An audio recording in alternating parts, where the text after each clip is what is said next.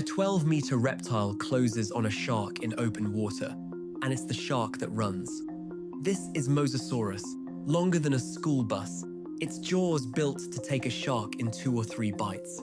We call it a sea dragon. It wasn't.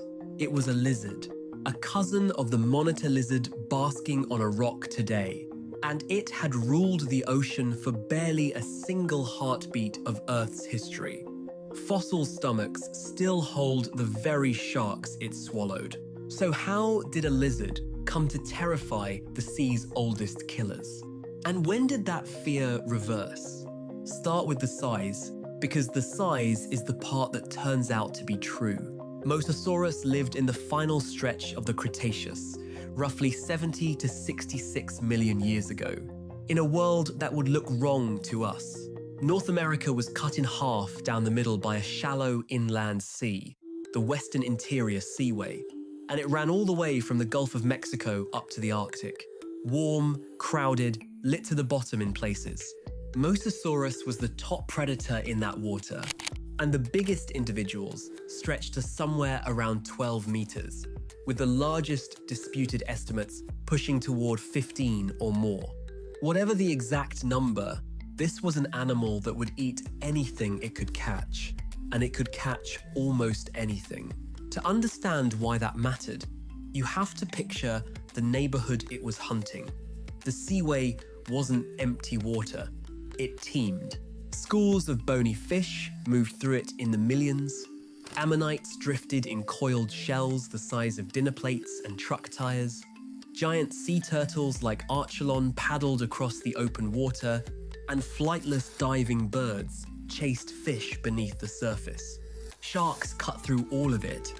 Long-necked plesiosaurs swept the shallows. This was one of the richest marine ecosystems the planet has ever produced. A warm inland ocean packed end to end with things that ate other things. To become the animal that everything else watched for in that water, you had to beat a very deep bench of killers. Mosasaurus did. But here is the first thing that should stop you. It wasn't a fish, it wasn't a dinosaur. Lay one of these skeletons out, and what you are looking at is a lizard. Its closest living relatives are snakes and monitor lizards, the same broad family as the Komodo dragon, the same basic body plan as the monitor that flicks its tongue across a hot rock in a zoo enclosure. Fossil skin impressions from mosasaurs show they were covered in scales, and the individual scales were surprisingly small, roughly the size of the scales on a prairie rattlesnake. The great sea dragon of the Cretaceous was, in the most literal way possible, a giant sea-going lizard. That matters more than it sounds, because lizards don't belong in the open ocean, and this one hadn't been there long. Mosasaurs were not some ancient marine dynasty stretching back to the dawn of the reptiles. They started small, modest, semi-aquatic lizards, paddling around coastlines and shallow bays, no threat to anything larger than a fish. And then, across roughly the last 25 to 30 million years of the Cretaceous, that unremarkable stock exploded into the largest predators in the sea. On a geological clock, that is a sprint. The most terrifying reptile in the ocean was a newcomer, and its entire empire was built at speed. And it wasn't built by one animal. Mosasaurus is the name people remember, but it was the last chapter of a whole dynasty of marine lizards that had been filling the seas in waves. Before the giant arrived, other mosasaurs already ruled. There was Tylosaurus, a long-snouted hunter that itself pushed toward 13 meters. There was Platecarpus, smaller and abundant, the everyday mid-water predator. There was Prognathodon, built stocky and powerful, with a jaw made for crushing. They came in a range of sizes and jobs, a family experimenting with every way there was to be a predatory lizard in saltwater, and Mosasaurus was what that long experiment finally produced at the very end. When you look at the giant, you're looking at the summit of 30 million years of trial and error, not a monster that sprang up on its own. You can see the newcomer in the way it moved. For a long time, people pictured mosasaurs swimming like eels, throwing the whole body into big serpentine curves. Then, in 2011, a team led by Johan Lindgren described a mosasaur fossil that preserved the actual outline of the soft tissue, and the picture changed. The front of the body was held relatively stiff. The power came from the back half and the tail ended in a downturned, shark-like fluke. This wasn't a wriggling snake in the water. It was a streamlined pursuit predator, built to hold a line and accelerate, closing distance on prey that thought it had open water hastings to escape into. A lizard had independently arrived at the same solution as a shark from a completely different starting point. Imagine it hunting. It hangs in the mid-water, dark along the back and pale beneath, hard to pick out against the bright surface above or the depths below. A fish school tightens and shifts. A turtle drifts a little too far from the light. The tail drives once, twice, and the gap closes faster than the prey can turn to run. There's no long chase. There's a burst, a seizing, and then the slow, inescapable inward march of the throat teeth. For most of the animals in that seaway, the last warning they ever got was a shadow resolving out of the blue, already far too close. So what turned a coastal lizard into something the ocean feared? The easy answer is the obvious one. It got enormous. A 12-meter body with a skull well over a meter long is a weapon just by existing. And for a long time, that is where the explanation stopped. Big animal, big bite, nothing more to say. It's worth pausing on how we even know the size, because it's shakier than the documentaries admit. No complete skeleton of one of the true giants has ever been found. The largest lengths come from scaling up isolated jaws and skulls, like a huge jaw fragment from Penza in Russia, and the older estimates that once put this animal past 17 meters and near 26 tons have been quietly trimmed. Many current studies land closer to 12 meters and 8 tons for a large adult, and treat the giant numbers as rare, record-breaking outliers rather than the everyday animal. But size is still the least interesting thing about how this predator killed. And if you stop there, you miss the part that actually made it lethal. Look inside the mouth. Along the jaws, you'd expect teeth, and they're there, thick and curved and conical, made for gripping and punching through flesh. But mosasaurs carried a second set further back, planted in the roof of the mouth. They're called pterygoid teeth, and almost nothing alive carries a working version of them today, except snakes. They weren't for the kill, they were for what came after the kill. Once prey was inside the mouth, those inner teeth bit down and dragged it backward, deeper, ratcheting it toward the throat. A fish that twisted free of the outer jaws only met a second wall of teeth angled inward, and every panicked struggle worked it further down instead of out. Now pair those inner teeth with the jaw itself. Like a snake, a mosasaur's lower jaw wasn't one rigid, fused bar of bone. It could flex and spread, opening the mouth wider than a solid skull ever could, and letting the animal work large, awkward prey down in stages. Between the loose jaw and the inward-facing teeth, the whole mouth became a one-way trap. The bite wasn't really the danger. The bite was the last step of a process that, once it started, had functionally already swallowed you. This is the machine a coastal lizard turned itself into. Not just big, but built, so that entering its mouth and dying were nearly the same event. It helps to know what those teeth could and couldn't do. A mosasaur's teeth were built to seize, not to slice. They were smooth, curved cones, some carrying faint ridges, made for gripping something slippery and holding on while the animal thrashed it into submission. There were no shearing, serrated blades like a great white carries, nothing designed to saw a body into portions. A mosasaur couldn't chew. It couldn't carve a carcass into manageable pieces. Whatever it caught, it had to swallow whole or wrench apart by brute movement. And that is exactly why the throat teeth and the loose jaw mattered so much. They weren't a bonus feature bolted onto an already fearsome animal. They were the only way a predator that couldn't cut its food could still get prey nearly as wide as its own head down its throat. And like most reptiles, it never ran short of teeth, growing and shedding replacements its whole life, so a tooth snapped off in a struggling victim cost it nothing at all. And we know precisely what went down that throat, because some of it is still in there. Mosasaur fossils have been found with their final meals preserved inside the body cavity, and the menu is staggering. Bony fish, ammonites and other shelled cephalopods, seabirds, sea turtles, long-necked plesiosaurs, and sharks. This is the point where the title stops being a slogan and becomes a plain fact recorded in stone. The animal ate sharks. Not once, not by freak accident, but as part of its diet.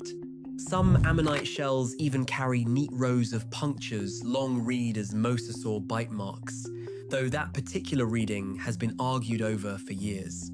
What isn't argued over is the darkest item in those preserved stomachs: other mosasaurs. It fed on its own kind, which should make this a clean, simple story. Biggest lizard in the sea wins, sharks lose, roll credits. Except the fossils refuse to let it stay that simple, because sharks fed on mosasaurs too. In the chalk beds of Kansas, the paleontologist Mike Everhart has spent decades documenting mosasaur skeletons that carry the unmistakable signature of a shark attack. Deep bite marks scored across the vertebrae, ribs bitten clean through, and in more than one specimen, the broken off tip of a shark tooth still embedded in the bone. The teeth belonged to Cretoxorhina, nicknamed the Ginsu shark, a 5 to 6 meter hunter, and the spacing of the bite marks points to a very large individual. Mosasaur vertebrae have even been found inside shark remains as stomach contents. The predator on our poster was, at least some of the time, the prey. Even that comes with a catch, and it's an honest one. When a shark's tooth turns up in a mosasaur's bones, it doesn't automatically mean the shark brought the animal down. A dead mosasaur sinking through the water column would have drawn scavengers just as readily as a live one, and a shark tearing into a floating carcass leaves bite marks that can look a lot like the marks of a kill. Everhart himself framed the question bluntly: sharks eating mosasaurs, dead or alive? For many of these fossils, we genuinely can't be sure which it was. But the bar for fear doesn't require every bite to be a successful hunt. A sea where sharks routinely tore chunks out of mosasaurs, living or dead, is a sea where being a mosasaur was dangerous, and the danger fell hardest on the ones least able to fight back. So which is it? Did sharks fear mosasaurs or eat them? The honest answer is both, and the thing that decides which is simply size. A full-grown mosasaur with a shark in its belly and a young mosasaur with a shark tooth buried in its spine are not a contradiction at all. They are the same kind of animal caught at two different points in a single life. Mosasaurs are thought to have given birth in the open ocean rather than crawling ashore like sea turtles, which means a newborn entered the water already surrounded by predators, small and slow and defenseless, in the exact ecosystem its parents ruled. The apex predator of the seaway began life as somebody's potential meal, and it had to survive years of being hunted before it ever became the hunter. Every giant on that fossil record was once prey. Some of them, clearly, didn't survive the climb. There's a deeper wrinkle here, and it's the one nearly every telling of this story gets wrong, so watch it carefully. The famous shark, Cretoxorhina, and the famous giant, Mosasaurus hoffmanii, never actually met. The Ginsu shark's dominance in those Kansas seas peaked around 86 to 82 million years ago. Mosasaurus, the true giant, doesn't take over until the very end of the Cretaceous, 70 to 66 million years ago, well after Cretoxorhina was gone. The sharks that bit into mosasaurs were biting into earlier, different mosasaurs, animals like Tylosaurus and Platecarpus that patrolled the seaway generations before the giant ever showed up. Put Cretoxorhina and Mosasaurus in the same frame, jaws open, and you are staging a duel that could not physically have happened. The real story was never one showdown between a shark and a monster. It's a lineage. A family of lizards that spent its early history as shark food and hauled itself across millions of years to the very top. And by the time the true giant arrived, the sea had quietly cleared out around it. The long-necked plesiosaurs that once shared the top of the water column had thinned. The great sharks of the Middle Cretaceous, Cretoxorhina among them, had already had their era and faded. Into that opening came Mosasaurus, inheriting an ocean with fewer and fewer things left to challenge it. Its dominance at the very end of the age of dinosaurs wasn't only won bite by bite. It was partly won by outlasting the competition, by being close to the last big marine reptile, standing in a sea that had already lost most of its old monsters. The uncontested apex was, in part, an apex by attrition. That's the animal, once you peel the word dragon off it.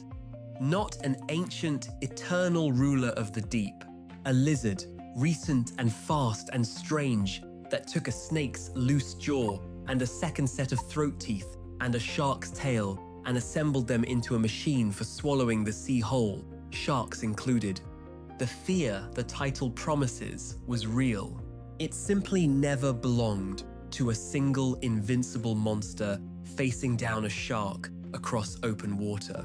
It belonged to an entire lineage, and it ran in both directions at once, depending on who happened to be bigger that day. And this was never only an American story. Mosasaurs spread through oceans worldwide, from Europe to Africa to the seas around Antarctica, a global takeover of the water in the closing act of the Cretaceous. Fittingly, the very first one ever discovered didn't come from Kansas at all. In the 1700s, quarry workers cutting chalk beneath the town of Maastricht in the Netherlands struck a set of fossil jaws over a meter long, studded with those unmistakable teeth. Nobody knew what it was. Some guessed a whale, some a crocodile. It took the French anatomist Georges Cuvier to argue that these bones belonged to nothing alive. An enormous marine lizard that no longer existed anywhere on Earth. That conclusion helped cement one of the most unsettling ideas in all of science. That extinction is real. That entire kinds of animal can vanish completely and never return. The creature was eventually named Mosasaurus, the Muse lizard, after the river near where it surfaced. So the animal we're calling the terror of the Cretaceous seas is also one of the first fossils that ever taught our species a hard truth, that a form of life can simply end, which makes what happened to it almost too fitting. There is one more thing the fossil record insists on, and it's the part that should stay with you. This reign did not last. 66 million years ago, the same asteroid impact that ended the dinosaurs ended the mosasaurs as well.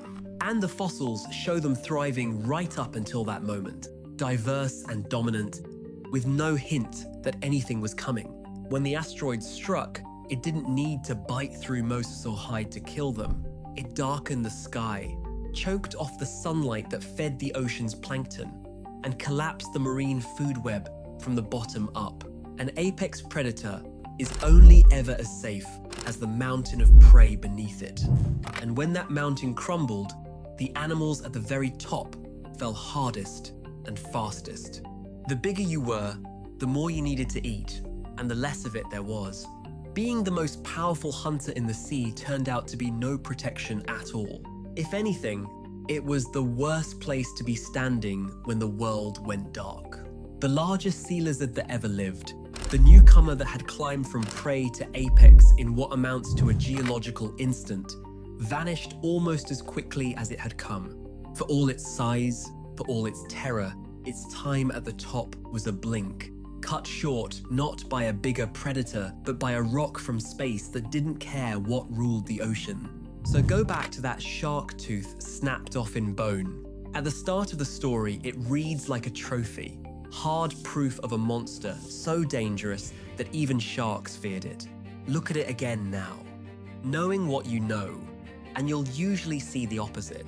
More often than not, it is a shark's tooth left in the spine of a young mosasaur that never got the chance to grow into the animal we built the whole legend around. The fear was real. It just never pointed the way we always assumed it did.